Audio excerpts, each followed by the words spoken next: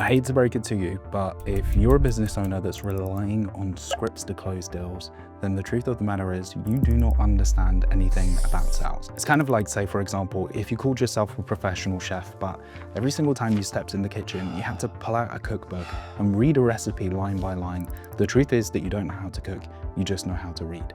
And it's the same thing when it comes to sales. And the reason why this is so dangerous for business owners is sales genuinely is the most important skill you need to learn if you want to be successful in business. Which is why in this video, I'm going to teach you sales from a first principles perspective, because when you understand sales at a fundamental level, persuasion and closing deals actually becomes very easy. Now, in the previous video I uploaded, I walked you through internal questions, clarifying questions, strategic questions, loaded questions, binary questions, you name it. And if you haven't watched that, you probably want to go and watch that first, because in this video, I'm going to show you how all of that plays out in real time. Because in this video, using those very same principles, I showed myself overcoming nuanced objections that some of my clients have been facing on their offers. And the first client coming up is Sabir, who we managed to take from 3 to 23K per month in the space of just 60 days. Yeah, they say most of the times as well, like the main objection that they have is they say like, I want to find somebody who will do sales for me, which I'm pre-handling that objection with asking questions. Hey, do you want to have like somebody who you will be dependent on, or do you want to have a system that you will manage yourself, right? And then they still think like, oh no, I don't want to have my own system. I'm going to go for somebody else, which is also fine. Like, then we don't waste our time in the next call. You get what I'm saying? I would handle this slightly differently. The direction that I would go with this would be more so, okay, just help me to understand a bit when it comes to having someone else do the sales for you. Can you just give me a little bit of clarity on why that's the case? Yeah, I just, I'm not expert in sales, and learning sales will take me time, and I don't like sales in general. So I want to just delegate it to somebody else and focus on product. Yep, okay, makes sense, fair enough. And just so I'm clear, how long are you planning on having this business for? Write it down. Yeah, for the next maybe like 10-15 years and maybe more. 10-15 years. Okay, cool. Do you think that, let's say, for example, you did hire like an exceptional closer or whatever it might be, that realistically that closer might leave at some point over the next 10 to 15 years? Yeah. Okay. And when that closer leaves, does that kind of put you back in the same position you're in now, where because you don't know how to sell, ultimately there's no way for you to bring in more revenue? That's true. That's true. So if you have the objective right now of keeping this business for the next decade and a half, do you think it's important that ultimately you as the business owner know how to sell your own product? Yeah, I think it's important. Just, yeah, currently that's the path thing, by the way, that I would take. Like if you ask those types of questions on the call, you can get through that very quickly. I love that. So this, simply put, is a value objection. The prospects don't see the value in them developing the skill set they need to be able to run their business. Now, the beautiful thing about B2B sales, if you do work in B2B sales, is you can be extremely logical with your prospects. To be honest with you, they prefer for you to be logical with them rather than going the emotional route, which is typically a lot better for B2C, but for B2B is seen as being a lot more manipulative. Long story short, all I am doing in this clip is literally just highlighting to prospect, or Sabir in this situation, a very obvious truth, which is if you plan on having a successful business, and if you plan on scaling your business for the next 10 years, 15 years, or 20 years, you are going to need to know how sales works. And I get it, you probably may want to outsource certain elements when you have scaled it enough, but the truth is, if you don't fundamentally understand how to sell, your business is probably going to fail. So in this next clip, I'm helping one of my clients called Ruben to pre-handle a value objection. And it's specifically value objections that arise when you are taking your initial call with someone who is not a decision maker. And the key thing that we are focusing on here is when it comes to future pacing or trying to get more buy-in from that non-decision maker or employee, I'm highlighting to Ruben why it's so important that you put that person front and center of this transformation and the changes that you'd be making if they were to buy your product. Just a quick question, Jet, on more of the discovery side of things. Like when you're speaking with someone it's not their business, for example, so they're maybe head of sales or whatever. how would you ask? So obviously, maybe it's easier to identify the problem of maybe like a lack of lead flow or the amount of time it's taken them doing cold outreach. But on the side of like what's the goal for them? Because it's not going to, well, yeah, how am I asking that question to them, if you know what I mean? Because it's not their business at the end of the day. You're just looking at the impact that it would have on their life. Like, it's a really real thing. Let's say, for example, right now, we go back a year in the past to when you were sales manager for Alex, Yeah. and you were thinking about jumping into ICC from a sales management perspective, right? Mm-hmm.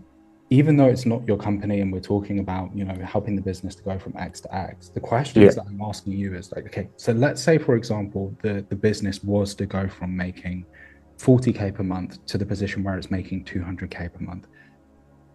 Genuine question here, Ruben, what kind of impact is that going to have on you? Because I assume that you have a percentage of the commission of the deals that are coming in. So Yeah. you making an extra, however much it is, like, how is that going to change your life? Yeah.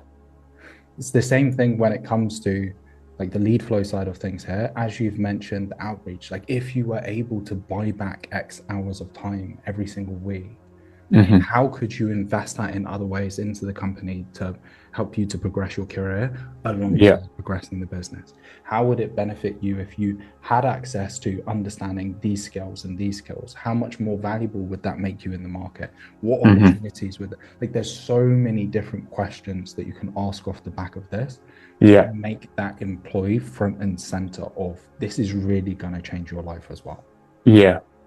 Because I feel like that's something I want to kind of embed in there as well, because you can maybe identify the problems and it's easy to look at the problems, but then maybe for the goal for him to, like I say, maybe take it to the board, take it to the CFO, like I need this, instead of like maybe with his tail between his legs because he's got to spend 15 grand, is he's got to have both, right? The problem and I want this because of X, Y, and Z.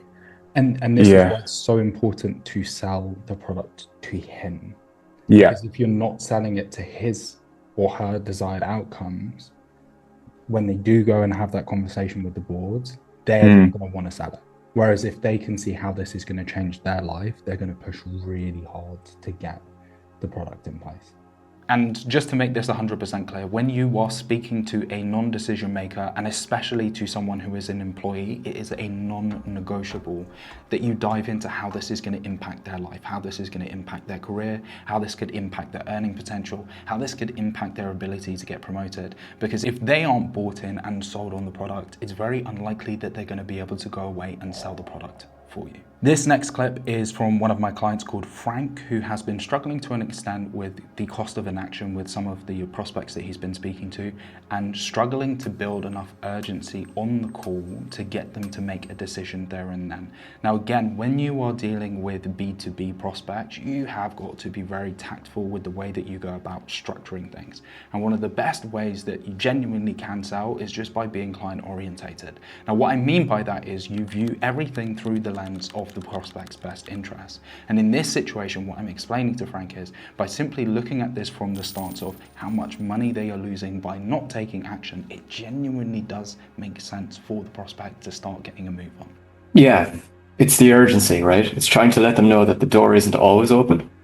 And I've lost a deal that way for sure, by trusting them and building up great rapport and not wanting to offend by asking for a deposit, because you feel like that will be the only thing between them not making a decision and making a decision. But of course, the reframe and explaining why the deposit. But I've had calls booked out four times, and we've just had to say a message like, if you want another slot, it's going to be a deposit, you know, and then a big explanation as to why.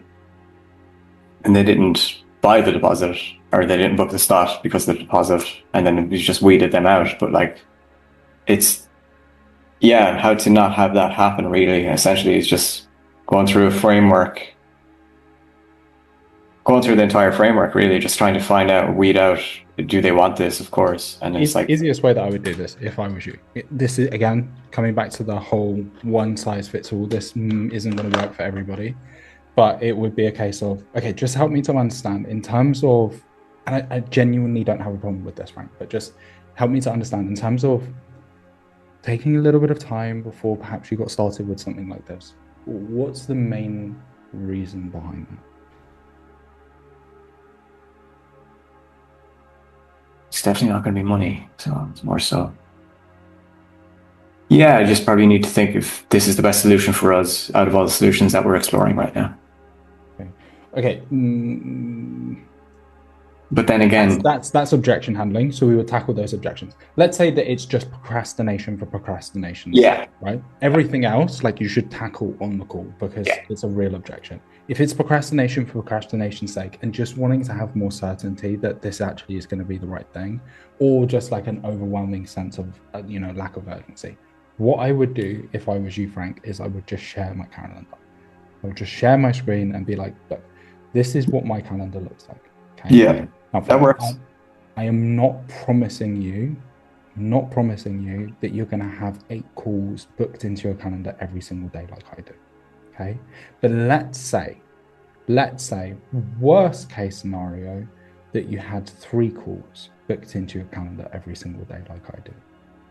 You told me earlier on that right now you have a sales conversion rate of 20%. And that your ticket price for your product is 5K, which means that for every 5 calls that you would have booked onto your calendar, you would be making an additional $5,000 a month and an additional 60K per year. Ultimately, what I'm getting at with all of this is, and I understand, Frank, like I know it's a scary decision. I know that you want to make sure that this is the right thing for you, but every 48 hours that you are wasting, you are losing out on making $60,000.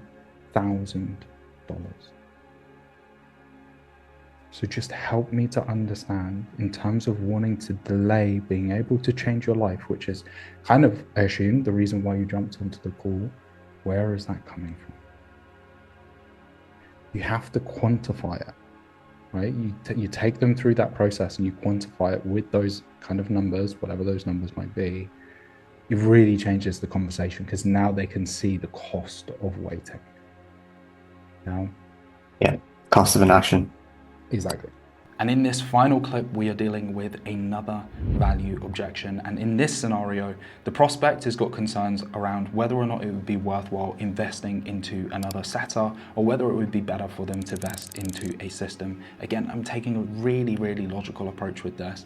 And it's just purely through following strategic questioning. And again, if you haven't watched the previous video, click the video up above. But going through that process of strategic questioning that I'm able to reframe Artem's perspective on this. And you can see how, when you do this effectively and you do this properly, how easy it can be to change someone's perspective, but also to take them from having resistance all the way to the point where they're ready to buy. As a person already doing business development, but he said to me they're not efficient. Like they're not booking him appointments, they're not efficient. So he has people right now, he said, I have BD, whatever, business development guys, or girl, whatever, I don't know, like people, and they're not efficient, they're not working as much as he wants, and he's not scaling as fast as he wants. So you see, even there's quite a few different things. There's one, that they're not working as much as he wants. There's also that they're not booking as many appointments as he wants. But on top of this as well, I would be diving into, okay, when you say that they're not booking as many appointments as you would like them to, just help me to understand, beyond them not doing the amount of work that you would like them to, why are they not booking more appointments? Because they don't have a system. Okay, and in terms of them not having a system, is it because you want them to develop out the system, or like, what does that look like? Yeah, we just don't really know how to book appointments. That's why I'm talking to you. Okay, and do you feel like potentially, and I could be wrong here, but potentially part of the reason why perhaps those setters aren't doing more work is because they feel like you as the business owner should be taking responsibility to give them a system that they can actually use instead of kind of entrusting them to figure this whole thing out and you take all of the money from their hard work. Mm-hmm. Yeah, they might try to justify this still, but I'm busy. Okay, understood. I get that. I understand that you're busy, but ultimately, when it comes to growing the business, whose responsibility at the very end of the day is it to grow the business? Is it your setter's responsibility, or is it yours as the business owner? Well, ultimately mine. Okay, so if you're saying right now that your setters don't have a system in place to book appointments, and you're also saying that you don't know how to book appointments yourself, whose responsibility ultimately is it to figure out how to book more appointments? Well, it's my responsibility. Okay. So if you were to hire another setter, does that help you to fix the problem, or would it just make the problem worse? Probably not going to really solve it. Okay. So when it comes to, say, for example, you don't have to invest in this, but when it comes to investing into something like this, Artem, even though you are busy, if this were to teach you how to predictably book appointments moving forward, so you could do it yourself, or you could hire 100 setters and have a predictable process in place that all of them could use, do you feel like that would be a worthwhile investment of 6K in comparison to hiring someone else who just isn't going to know how to book appointments for you? Yeah, it's going to be a no-brainer. Okay. And when you say that that's a no-brainer, does that mean let's do this, or does that mean, Jack, I still have some concerns? Yeah, this is super logical. And I don't even give them like a done for you, I do it for them. So like, and he said to me that right now he spends time. Yeah, I see where I lost it, is that he said to me at the line of question, I should have given out that he's doing it, the client acquisition, appointment booking himself, instead of him having more sales calls. And he has maybe 3-5 sales calls that are qualified per month. Well, then it's a very similar pathway. Like what you're doing is you would be, again, all of this is just logic, right? Like I'm just always approaching it from logic. It's, okay, so what you're saying to me is either I hire a BDR or I hire a setter who probably doesn't have that much experience, or I pay you 6K who's worked with 100 business owners, generated however $1 million in revenue, has booked X number of appointments, and you handle the process for me. So just help me, like that's the way immediately that my head looks at the situation. And then I'm using sales speak to simplify it, and I'm providing the juxtaposition of, would you rather hire somebody who has booked maybe a maximum of 300 appointments in their career versus somebody who's booked 10,000 and has worked with 100 companies and you're paying them the same price? Like who would, out of those two options, who would you rather hire? Or I'd rather hire the person that's booked 10,000 appointments. Okay, so given that that's the case, help me to understand, where is this reservation and hesitation coming from? Like, well, actually, I don't know. This is why questions are so powerful, because you could do the same thing with a statement, but if you frame the question in the right way, and you guys might have had this, moment on even this call where it's like, yeah, that's so obvious. Like, what am I talking about? I feel stupid. Right? Like if you frame your questions in the right way, your prospects will have that moment and they'll be like, got it. But again, this is coming back to what I was saying earlier on, Artem. This is why it's important for you to speak clearly. Because when I was taking you through that process of strategic questions, I'm letting you follow my logic step by step. I'm reverse engineering where your perspective is to my perspective. And if you can't understand what I'm saying, right, you're going to miss steps, and it's going to make it harder for me to actually have that final reframe. So if you feel like you've got value from this video, feel free to drop a like and subscribe. And if you would like to literally have me in your corner helping you with these particular objection reframes, then feel free to book a call using the link down below. Just so you're aware, we guarantee to add an absolute minimum of $20,000 to your monthly recurring revenue in the space of 6 months. Yes, that is correct. We guarantee to add over $240,000 to your annual recurring revenue in the space of 6 months. And if we don't, then you don't pay us any money. So if that sounds attractive, if that's the type of growth bare minimum that you want to see over the next 180 days, feel free to book a call. But with all of that said, I will see you just now.